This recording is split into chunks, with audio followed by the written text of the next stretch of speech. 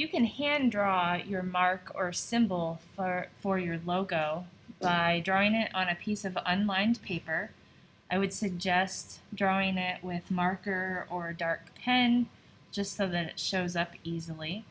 Then you can email that to yourself. So right here we have this little image of a dog. I'm going to download that and save it.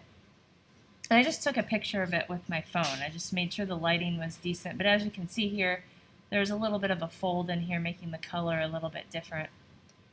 Then I can go ahead and drag that into Illustrator, or I can go to File, Place, and place it. This image is pretty big, but that's okay.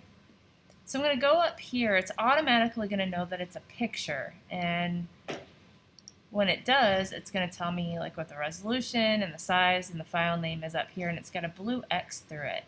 So we're going to make this vector. We're going to do an image trace on it. So I'm going to click on Image Trace, and it's going to ask me if I want to proceed, and I'm going to say OK. And it's going to take a minute. So right now this is in black and white. If I click on this little panel button right here, if you had drawn your logo with color, you can choose color. However, it is going to pick up a lot more detail than black and white. This is also trying to trace 30 colors, so I'll show you how you can change that as well and what it will do to it.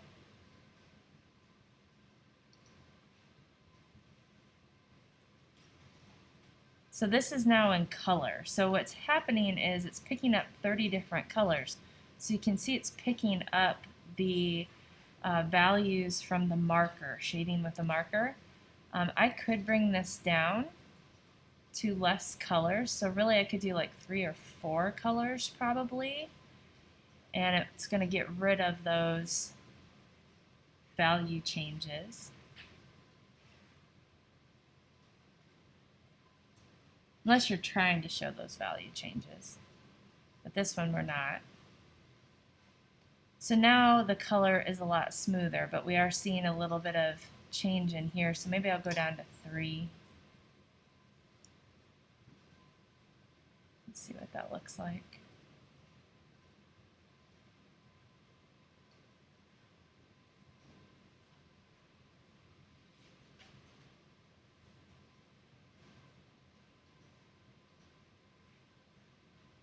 So that looks better, but we still have some funky value changes in here. So for this particular image, I'm just going to go ahead and keep this black and white.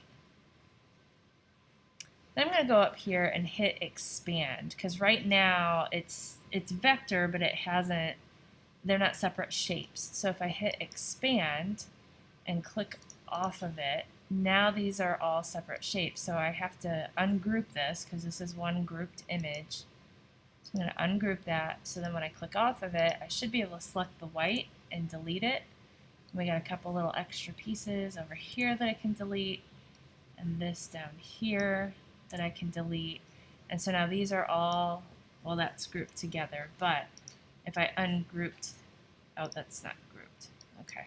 So now it's all one single piece. I do have some white pieces here that I may want to keep grouped together, so I'm going to group all of this except maybe like the little flies. So I'm just holding shift. So I selected all of it and then I'm holding shift to deselect, and that blue line will disappear from it. So I might group all of this together. So that's the dog and the grass.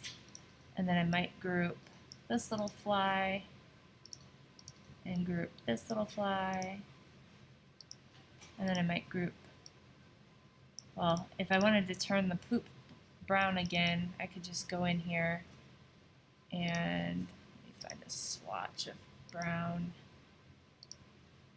and then I could group that together as well, so that way if I wanted to move it a little bit, I could. This little guy's got some white in there, so I can zoom in on that, and I should be able to go in, let me ungroup that again, should be able to go in and delete that white. So it did leave little holes here. So I can make another shape.